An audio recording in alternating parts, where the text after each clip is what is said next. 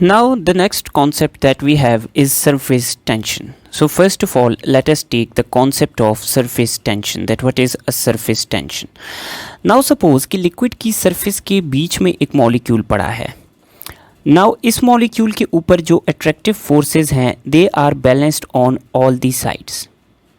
क्योंकि बीच में कोई भी लिक्विड का मॉलिक्यूल है, उसके चारों तरफ मॉलिक्यूल्स होंगे जो इसको अट्रैक्ट करेंगे और इसकी जो अट्रैक्टिव फोर्सेस हैं वो बैलेंस हो जाएंगी.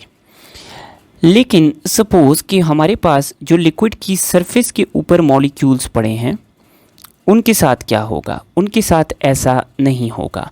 जो सरफेस पे लिक्विड के मॉलिक्यूल्स पड़े हैं, उनके ऊपर हमारे पास एयर है, उनके ऊपर एटमॉस्फेयर है. सो उनको जो नेट अट्रैक्टिव फोर्सेस मिलती हैं वो मिलती हैं डाउनवर्ड्स. क्योंकि हमारे पास सरफेस के मॉलिक्यूल्स के ऊपर कुछ भी नहीं है, इनके नीचे मॉलिक्यूल्स पड़े हैं जो इनको डाउनवर्ड्स अट्रैक्ट करेंगे. So the overall forces on the surface of liquid are downwards. So जब ओवरऑल फोर्सेस हमारे पास सरफेस ऑफ लिक्विड पे डाउनवर्ड्स होंगी, सो इस फोर्स की वजह से जो हमारे पास सरफेस की लेयर है वो ओवरऑल डाउनवर्ड्स पुल होगी. तो डाउनवर्ड्स पुलिंग की वजह से वो हमारे पास एक तो थोड़ी सी कनकेव भी हो जाएगी और सेकेंडली इसके अंदर थोड़ी सी टाइटनेस भी आ जाएगी. अब ये जो लिक्विड की लेयर है ये अपनी टाइटनेस की वजह से अपने अंदर जो डिस्टर्बेंस है या लिक्विड की जो सरफेस के अंदर डिस्टर्बेंस आएगी उसको क्या करेगी? उसको रेजिस्ट करेगी. सो इस फिनोमिनन को हम सरफेस टेंशन कहते हैं. सो surface tension is basically the force acting per unit length of a liquid. अब अगर हम इस एसआई यूनिट्स की बात करें तो its SI units are newton per metre. Now इस फोर्स के बहुत इंपॉर्टेंट एस्पेक्ट्स हैं on our daily life. Now for example अगर हम वाटर को फेंकते हैं किसी भी शेप में, सपोज कि ये वाटर की शेप है. अब वाटर के जो ड्रॉपलेट्स हैं वो एज्यूम करते हैं एक स्फेरिकल शेप. उसकी वजह क्या है? नाउ स्फेरिकल शेप एज्यूम करने की वजह यह है कि हमारे पास जो वाटर के मॉलिक्यूल्स हैं वो एक दूसरे को ऐसे अट्रैक्ट करते हैं कि हमारे पास जो वाटर की सरफेस है वो मैक्सिमम कॉन्ट्रैक्ट कर जाए. अब मैक्सिमम कॉन्ट्रैक्ट वाटर की सरफेस तब करेगी जब वाटर का सरफेस एरिया मिनिमम होगा. तो वाटर का surface area is minimum in case of spherical shape. Therefore due to surface tension the droplets of water assume spherical shape.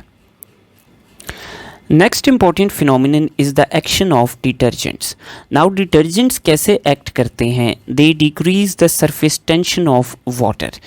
कैसे? कि अब हमारे पास मसला ये है कि वाटर के मॉलिक्यूल्स एक दूसरे को स्ट्रांगली अट्रैक्ट करते हैं थ्रू हाइड्रोजन बॉन्डिंग. इनके अंदर सरफेस टेंशन मौजूद होती है. अब वाटर के मॉलिक्यूल्स की जो आपस में अट्रैक्शन है इसकी वजह से वाटर के मॉलिक्यूल्स बाकी सब्सटेंसेस को इतना अट्रैक्ट नहीं करते.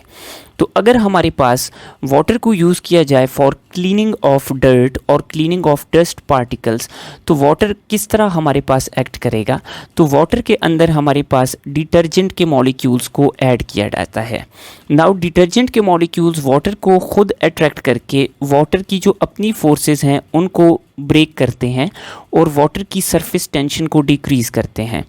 अब इसकी वजह से वाटर के मॉलिक्यूल्स की मोबिलाइजेशन ज़्यादा होती है और डिटर्जेंट्स जो हैं वो डर्ट को पकड़ के ले आते हैं in the surface of liquid. Therefore detergents act by decreasing the surface tension of water. Now the factors which affect the surface tension are IM forces and temperature.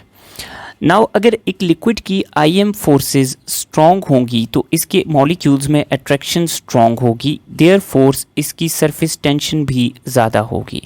और अगर IM फोर्सेस वीक होंगी तो हमारे पास surface tension भी कम होगी.